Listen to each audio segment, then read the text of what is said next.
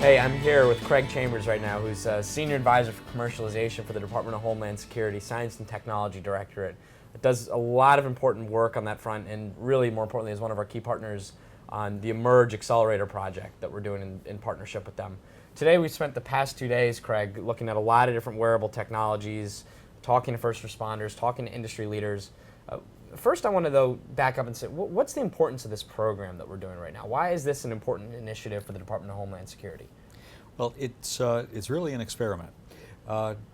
The idea behind Emerge fits with a larger objective of the Department of Homeland Security and the Science and Technology Directorate, specifically to figure out new ways to reach companies that are developing technologies that are going to be important to us in the future.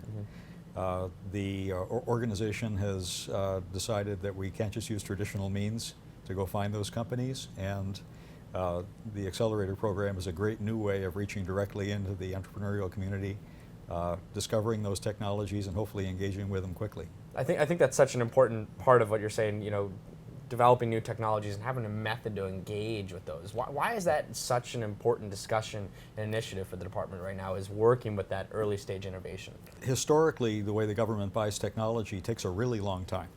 And the way that the pace of innovation has accelerated in the last couple of decades has really changed a lot of people's thinking. We just can't simply go about 10-year procurement programs anymore and expect to get leading edge capabilities. So we have to find methods and organizations that do that a lot faster.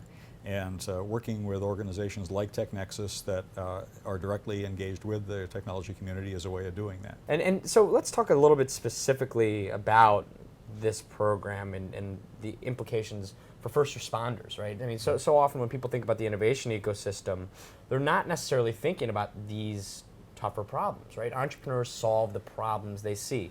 Why is it important for us to be solving these types of challenges, and what's the impact on the first responder community of doing challenges like this?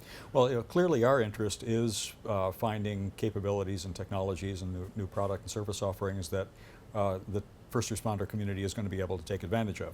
But we recognize that a lot of those capabilities have much broader use in the commercial sector. By ourselves, we are not a big enough market for a lot of these companies. But if the companies that you're working with can develop capabilities that can be adopted at some point by the first responder community, that's a win for everybody. Definitely. So what are some of the things so far? I mean, you know, we're 5-6 months into this program now since we've been working on this. What are some of the things that Department of Homeland Security has learned from this? What are the key findings already that you think you're getting out of this? Well, it's actually been pretty gratifying. As I said, this is an experiment. And one of the things that we hope to prove was, first of all, would anybody even be interested in working with the government on a project like this?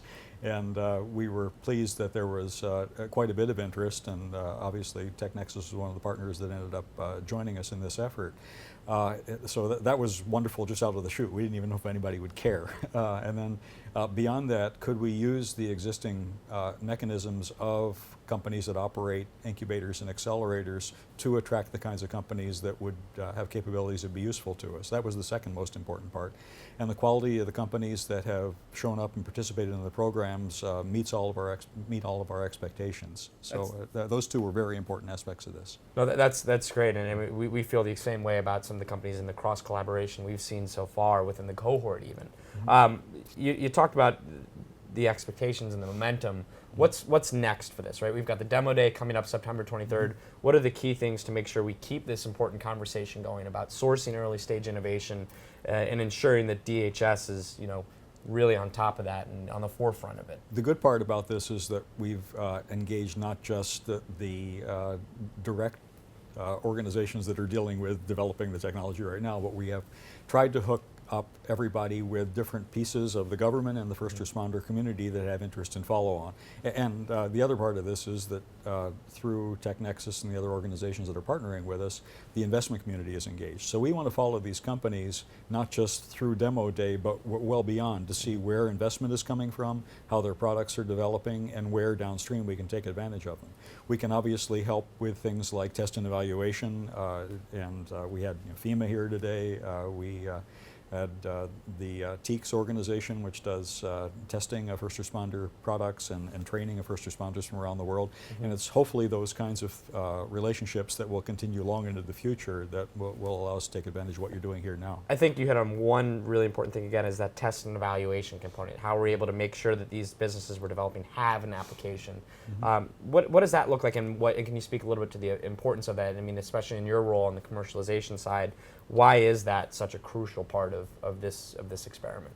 Especially in the first responder community, even if government was not involved, like a lot of industries that have a lot of very specific needs, the requirement to get products that are certified for use in a safety environment is really important. So, as I said, if we were not involved at all, that would be an important requirement, as it is in a lot of industries.